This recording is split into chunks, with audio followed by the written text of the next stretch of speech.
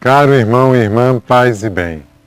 Estaremos lendo aqui a mensagem do Papa Francisco para esse 57º Dia Mundial de Oração pelas Vocações.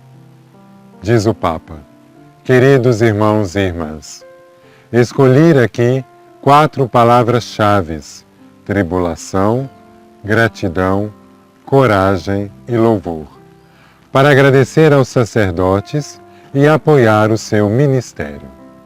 Acho que neste Dia Mundial de Oração pelas Vocações, poder-se-iam retomar aquelas palavras dirigidas a todo o povo de Deus, tendo como pano de fundo o texto evangélico, que nos conta a experiência singular que sobreveio a Jesus e a Pedro durante uma noite de tempestade no lago de Tiberíades. Mateus capítulo 14, versículos de 22 a 33. Depois da multiplicação dos pães, que entusiasmou a multidão, Jesus manda os discípulos subir para o barco e seguir à sua frente, para a outra margem, enquanto ele despedia o povo. A imagem desta travessia do lago sugere de algum modo a viagem da nossa existência.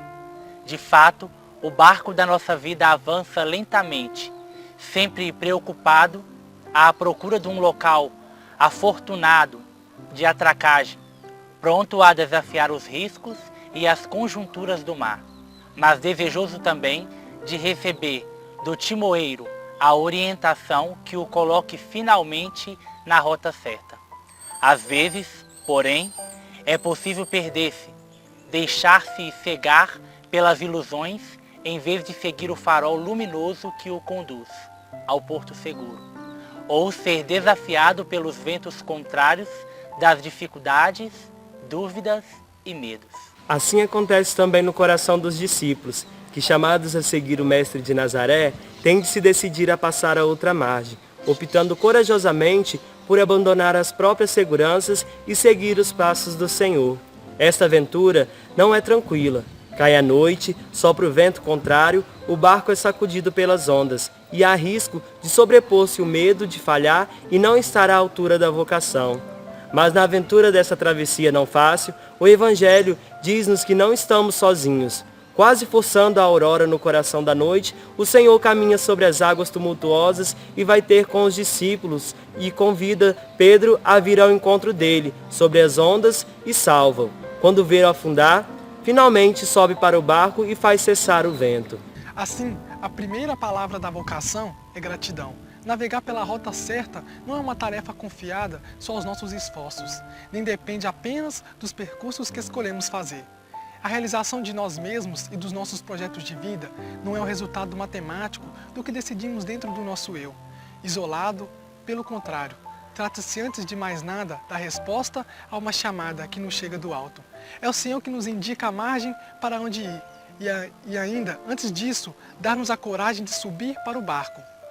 Ele, ao mesmo tempo que nos chama, faz-se também o nosso timoneiro para nos acompanhar, mostra a direção e impedir de encalhar nas rochas da indecisão e torna-nos capazes até de caminhar sobre as águas tumultuosas. Toda a vocação nasce daquele olhar amoroso com que o Senhor veio ao nosso encontro. Talvez, mesmo quando o nosso barco estava à mercê da tempestade, mais do que uma escolha nossa, a vocação é resposta a uma chamada gratuita do Senhor. Por isso, conseguiremos descobri-la e abraçá-la quando o nosso coração se abrir à gratidão e souber reconhecer a passagem de Deus pela nossa vida. Quando os discípulos vêm aproximar-se, Jesus caminhando sobre as águas, começaram por pensar que se trata de um fantasma e assustam-se. Mas Jesus imediatamente os tranquiliza com uma palavra que deve acompanhar sempre a nossa vida. E é o nosso caminho vocacional. Coragem, sou eu, não temais. Esta é precisamente a segunda palavra que eu gostaria de vos deixar. Coragem. Frequentemente, aquilo que nos impede de crescer, caminhar, escolher a estrada que o Senhor traça para nós são os fantasmas que pululam nos nossos corações. Quando somos chamados a deixar a nossa margem segura Para abraçar um estado de vida como o matrimônio, o sacerdócio ordenado, a vida consagrada, muitas vezes a primeira reação é constituída pelo fantasma da incredulidade. Não é possível que essa vocação seja para mim. Trata-se verdadeiramente da estrada certa? Precisamente a mim é que o Senhor pede isto? E pouco a pouco avolumam-se em todas aquelas considerações, justificações e cálculos que fazem perder o ímpeto, confundem-nos e deixam-nos paralisados na margem de embarque. Julgamos ter sido um erro, não está à altura, ter simplesmente visto um fantasma que deve argumentar. O Senhor sabe que é uma opção fundamental de vida, como casar-se ou consagrar-se de forma especial ao serviço, exigem coragem. Ele conhece os interrogativos, as dúvidas e as dificuldades que agitam o barco do nosso coração. E por isso nos tranquiliza. Não tenhas medo, eu estou contigo. A fé na esperança dele que vem ao nosso encontro e nos acompanha mesmo quando o mar está revolto.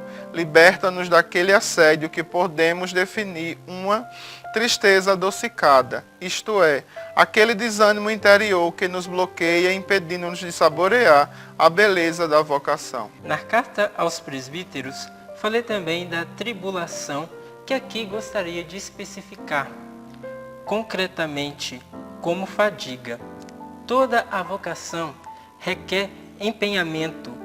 O Senhor chama-nos porque nos quer tornar como Pedro,